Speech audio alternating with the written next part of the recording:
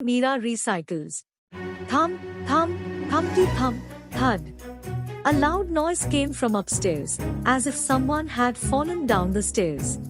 Grandmother leaped up from her chair. "What on earth are you doing up there? Mera, are you all right?" she exclaimed. "Oh, grandmother," Mera peeked around the corner, grinning. "I was cleaning up my room. I filled a bag with things to be thrown away, but it slipped out of my hands and fell down the stairs. Good thing I tied a knot at the top, or we would have had trash all over the place." "You wouldn't have liked that, would you?" grandmother said. "Having to live with trash all over the place wouldn't be very nice." Mera giggled at how silly her grandmother was being. "Grandmother, why do you look so serious? The bag didn't even break." "Look, I'm going to throw it away right now." Mera headed for the door, dragging the big, bulky bag behind her. "Mera," something in grandmother's voice made Mera stop. "Mera, what exactly is in the bag?" "Just a bunch of trash, grandmother. I had some water bottles and old juice pouches under my bed, some chocolate bar wrappers, old colored paper that I don't use anymore, my old rubber rain boots, things like that. I haven't cleaned my room for a while. Mother told me that I can't bring more stuff into my room until I take the old out." Mera took the bag of trash and started for the door again. "Grandmother, I'm throwing it away in the garbage bin outside. The sanitation men will come and take it away from there." "And where do they take all of that trash?" asked grandmother. "They take the garbage to the garbage dump depot," Mera replied. "Leave the bag of trash by the door. It's a beautiful day. Let's go out for a little while," grandmother suggested. Mera and grandmother walked past the apple tree growing in the yard. "Remember how you threw your apple core on the ground and it grew into that little tree? And the wrapper that I left there never grew into anything," Mera added. They continued past the park where Mera and her best friend Maya had spent an afternoon picking up cans, bottles, and plastic wrappers. "Look, grandmother. The recycling bins are full, and the park looks so much cleaner. People are really taking care of the park now."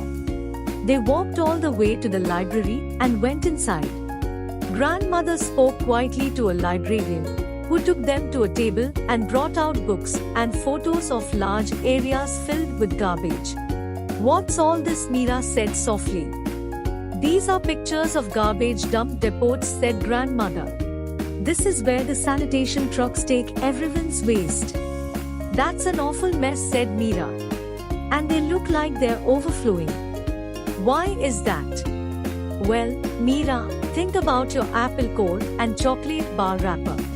Remember that nature can take care of what comes from nature. It cycles back into nature and becomes something new from nature. But nature cannot take care of the things that people make. People have to take care of that." Mera, "People think when they throw things away, they're cleaning up their mess.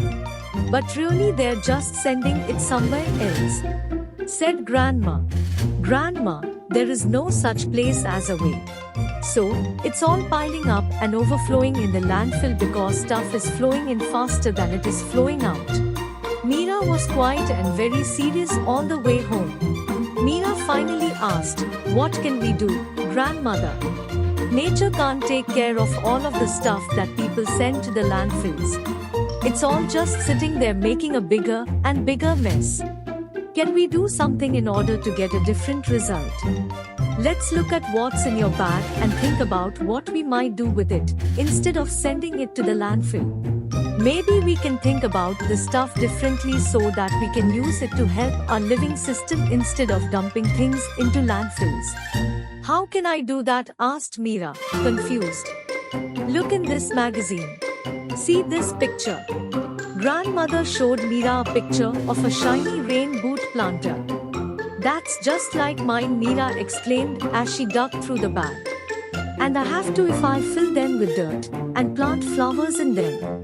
They will make our house look like a garden inside." "What a great idea, Mera. How else can you imagine using what you have in your bag?" "Well, there are lots of plastic water bottles and chocolate bar wrappers in my bag. I have a reusable water bottle now, but I got these bottles before I knew better.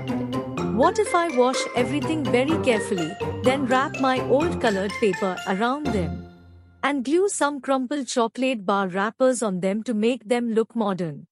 We could use them as vases for put flowers. Mera, when you turn trash into something that people want to keep instead of throwing it in the garbage. It's called recycling.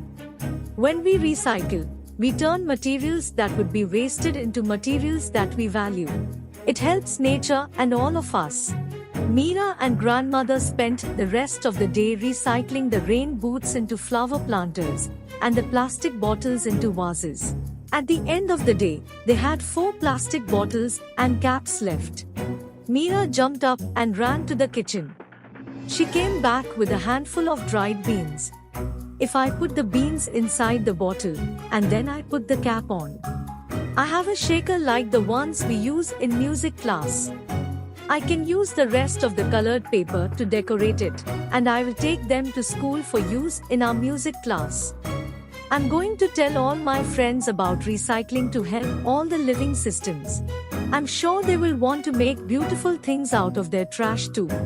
Maybe we could sell what we make and use the money to buy plants and trees for our playground. Why don't we pack up some of the things you made so you can take them to school and show them to your friends? Suggested Grandma.